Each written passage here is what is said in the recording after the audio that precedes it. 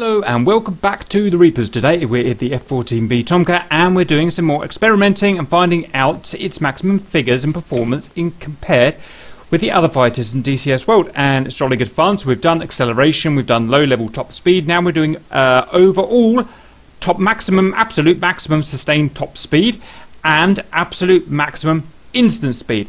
Right, so we're going to do this by testing the maximum speed measured in true speed satellite at various altitudes in 5,000 feet increments between 20,000 feet and 50,000 feet. It's going to be somewhere in there, no doubt, where we'll find the absolute maximum top speed. We'll then convert that into a Mach and we'll compare it against the other fighters. So that's the sustained speed. For the instant speed, once we've got up to our maximum sustained speed, what we'll do is we'll put it in a dive 5 to 10 degrees to match up with the other tests that we did, and we'll see the maximum we can get in a dive, and that should give us our two figures. Then we'll put that in the list of the figures for all the other aircraft and we'll have a chat about it. As for our test parameters, it's going to be our standard 29.92 inches mercury QNH, our temperature of 20 degrees C at sea level, 10% gas in the bird, and fuel rate is turned off so we don't run out, and the bird is stripped down as much as we possibly can, taking the Phoenix pylons off, and I can't take the Sparrow pylons off. As for predictions, well, maximum speed is usually governed by drag. That's going to be the most determining factor, and although this bird is big and it's heavy, with the wings swept back, it's going to be a really low drag coefficient, I think. I'm certainly not an expert, but that's just what I think. So I think it's going to be right up the top there with the F-15 and the other and the MiG-29. We'll just have to see. I know we've got the actual official figures for in Wikipedia and stuff and whatnot, but this is DCS. It's going to be slightly different how it's been modelled, so we'll see how that goes. So I'm going to start testing. I'll only show a little bit of it because otherwise this is going to take ages, and I'll report back once I find the max sustainable speed.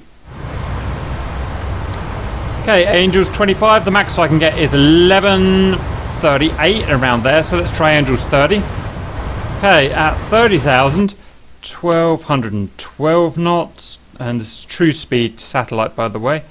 Okay, let's try 35. Okay, 35,000, can't get past 1258, 1258 at 35,000, let's try 40,000. Okay, 40,000, can't get above 1261, let's try that. Let's try 45,000. No, so it's a lot slower up here, it's about 1228. We'll write that down. We're at 50,000 now or thereabouts, and we're all the way down to 1170. Not at 50, but something feels very strange about this flight model, so I'm going to keep testing out of interest. I'm going to go up to 60,000 and see what we get there. Okay, we're at 60,000, it started going up again, the speed, which is a bit weird, 1183, so it's a bit silly, but let's try 70,000. Okay, it's gone way up again. We're now at 70,000, and it's gone all the way up to 1264 true, which is weird. So, I know it sounds weird, but let's try 80. Now things are getting really weird. We're at 80,000 feet now, and we managed to get 1,390 kilometers, knots, so that's really weird. So let's try 90. Okay, 90 or just under, we managed to get 1249 knots. That's 90,000, so where are we? 90,000 feet. Weird, so let me just have another look at that. So let's try 85,000. Okay, 85,000 was 1362. Okay, we seem to peak here about 1394. Okay, so I'm going to treat that as our peak. I've bounced between 80, 70, and the absolute maximum I can get in level flight. It's hard to get it exactly, but is 1394 without any kind of real vertical velocity up or down. So I'm going to treat that as our peak, 1394 at Angel 75. Now that's miles higher than I thought. All of the other aircraft are well under 50,000 for their maximum speed. So what the hell is so different about this F-14? I have no idea. Is that realistic? Would the real one have the maximum speed all the way up here? Really weird stuff. But, well, whatever it is, that's just how it is. Let's go find now the official Mac of that. So over to the website, we've been using www.hochwarth.com, hochwarth.com/MISC/aviation-calculator.html. Let's type in the true airspeed 1394, altitude 75,000 feet as near as we can get it, compute Mac, and we get a Mac of 2.41, which is actually exactly, I believe, as it says in Wikipedia. So that is interesting. Right, next thing is we're going to try and find our maximum instantaneous speed. So we're at our maximum kind of level speed at the moment. So what we're going to do is put down to a 5-degree dive and see if we can get that figure any higher. It's turning out to be impossible to get the plane to go down. Oh, there we go, finally. And we are going fast, very fast.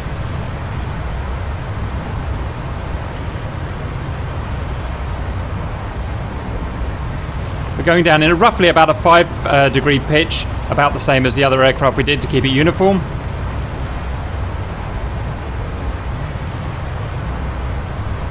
And we're just about topping out. I'm pretty sure that's as high as we'll go. We'll test it through, but that is, wow, 14. This is MiG-29 stuff, 1459. Let's go and find that. So, 1459 at stonking Mach 2.54. Let's just see if we can get any higher out of interest.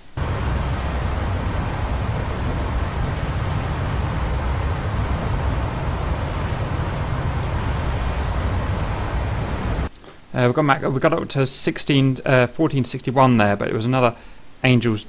Yeah, for 1641 at 61,000 feet that was. Let's try that. Slight improvement. Gives us a Mach of 2.55.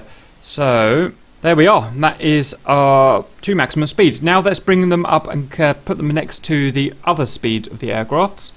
Right, okay, the figures are in. So what we've got is that Tomcat came overall, depending how you judge it, in 1, 2, 3, 4, 5th place.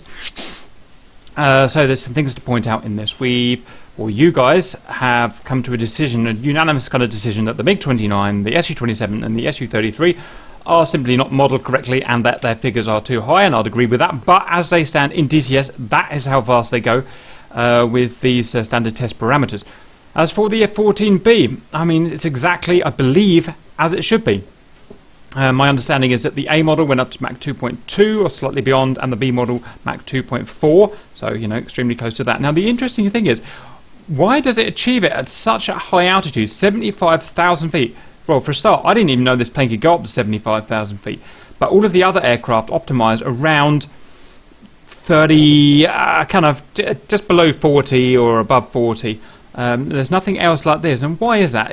Have we got something I don't know about this aircraft? Is there something special in the geometry, in the aerodynamics of the engines? Do they have ramjet facilities or something I don't know about? I mean, this is really interesting stuff here. Also, as we go up in altitudes, it gets faster up until about Angel's 40, then it starts getting slower up to about 60, and then it starts getting faster again up to 75, and then slower again up to 90, which is, I know, stupid. I'm sure it can't go actual 90,000 feet, but so I just found that interesting. So I don't know, you guys want to start a dialogue and just see what you think about that. The promising thing at the end of the day is it comes out at the true speed of what we believe to be of the real aircraft. And that keeps in line in saying that all of the high fidelity aircraft in DCS that we've tested all come out with the generally accepted figure on, let's say, Wikipedia, you know, just the general public accepted value. The F-14Bs come out the same, the Mirages come out the same, the MiG-21s come out the same, the F-18s come out the same, the AGSs come out the same, the F-5 and whatever else we've measured all come out identical to what we believe should be correct. So that's in order. So let's talk about that altitude and why it's so high and that weird profile. And in a dive, I know it's not particularly important, but it is just fun. 61,000 feet at 5-degree dive, I could get Mach 2.55, which is more than the Su-33 with special afterburner mode, and the same as the flanker. But obviously, as we agreed, those are a little too high. So that's the maximum speeds done, which is I found very interesting. Now, off the back of that, we want to start looking at the maximum altitude. So that's what we'll do next.